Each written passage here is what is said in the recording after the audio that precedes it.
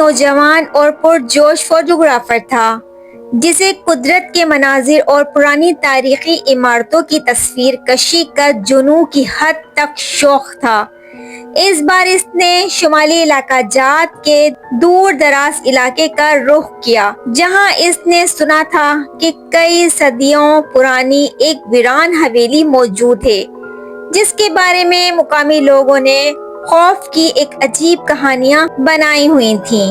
وہ ان کہانیوں کی سچائی جاننا چاہتا تھا اور اس پرسرار حویلی کی تصویر اپنے کیمرے کی آنکھ میں محفوظ کرنا چاہتا تھا۔ کئی گھنٹوں کی دشوار گزار چڑھائیوں کے بعد عمر ایک حویلی تک پہنچا۔ یہ حویلی ایک گہری وادی کے کنارے واقع تھی اور اس کے چاروں طرف گھنے اور پرسرار درخت تھے۔ حویلی کی حالت بہت خستہ تھی۔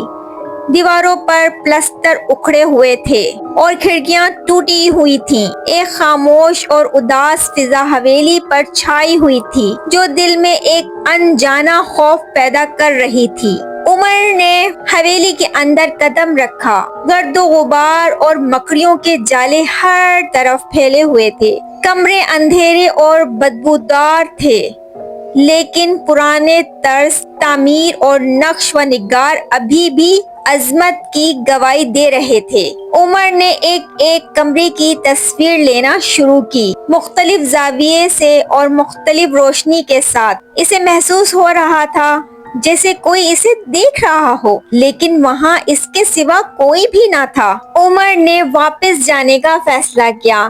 اس نے حویلی کے باہر کھڑے ہو کر آخری تصویر لی، جس میں پوری حویلی اور اس کے ارد گرد کا مناظر قید ہو جائے۔ وہ تھکا ہوا تھا، لیکن اس کے دل میں ایک عجیب سی خوشی تھی کہ وہ اس نے ایک ایسی جگہ کی تصویریں لی ہیں جہاں بہت کم لوگ پہنچ پاتے ہیں۔ اگلے دن عمر اپنے ہوٹل کے کمرے میں بیٹھا اپنی کھینچی ہوئی تصویریں لیپ ٹاپ پر دیکھ رہا تھا۔ مناظر واقعی بہت خوبصورت تھے۔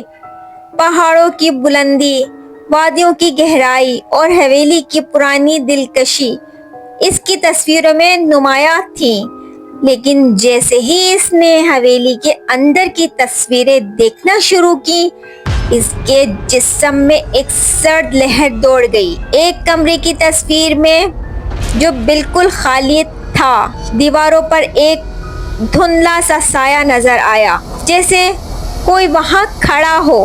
دوسرے کمرے کی تصویر دیکھی تو اس میں بھی ایک سایہ کھڑا محسوس ہوا۔ پھر ایک اور کمرے کی اس نے تصویر دیکھی تو اس میں ایک بچی کا سایہ محسوس ہوا۔ جب اس نے یہ تصویریں لی تھیں حویلی کی تو وہاں پر کوئی نہیں تھا، لیکن اس کی تصویروں میں یہ سائے واضح تھے۔ اس نے اگلی تصویر کھولی تو اس میں بھی ایک سایہ نظر آیا۔ اس بار وہ ایک کونے میں جھکا ہوا لگ رہا تھا۔ عمر کی دھڑکنیں تیز ہو گئیں۔ اس نے ایک اور تصویر دیکھی اور اس میں بھی ایک خوفناک چہرہ نظر آیا جو کھڑکی سے اندر جھانک رہا تھا، حالانکہ کھڑکی باہر سے بند تھی۔ سب سے خوفناک تصویر وہ تھی جو اس نے حویلی کے باہر کھڑے ہو کر آخری بار لی تھی۔ اس تصویر میں حویلی تو واضح تھی، لیکن ایک ٹوٹی ہوئی کھڑکی کے اندر ایک عورت کا چہرہ نظر آ رہا تھا جس کی آنکھیں بالکل سفید تھیں اور اس کا منہ ایک خوفناک چیخ کی حالت میں کھلا ہوا تھا۔ عمر کو یقین نہیں آ رہا تھا کہ یہ سب اس کی تصویروں میں کیسے آ گئے۔ اس نے خود اس کھڑکی میں کوئی چہرہ نہیں دیکھا تھا۔ عمر کا خوف بڑھتا گیا۔ وہ رات بھر سو نہ سکا۔ اس نے فیصلہ کیا کہ وہ فوری اس جگہ کو چھوڑ دے گا۔ صبح ہوتے ہی وہ ہوٹل سے نکل جائے گا۔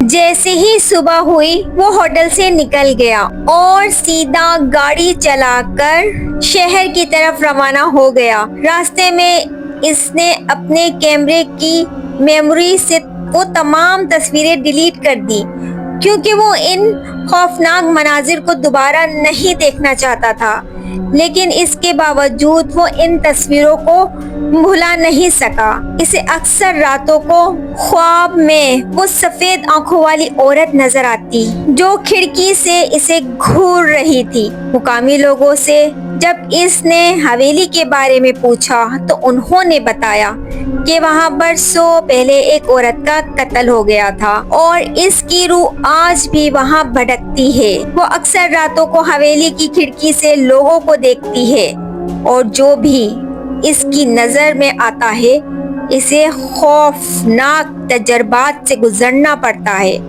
عمر نے فوٹوگرافی چھوڑ دی اور وہ کبھی دوبارہ شمالی علاقہ جات نہیں گیا۔ وہ جان چکا تھا کہ کچھ جگہیں ایسی ہوتی ہیں جہاں کی خاموشی میں بھی ایک چیخ چھپی ہوتی ہے، اور بعض اوقات آپ کا کیمرہ وہ کچھ دیکھ لیتا ہے جسے آپ کی آنکھیں نظر انداز کر دیتی ہیں۔ وہ حویلی اور اس کی کھینچی ہوئی خوفناک تصویریں ہمیشہ اس کے ذہن میں ایک ڈراؤنے خواب کی طرح زندہ رہیں گی۔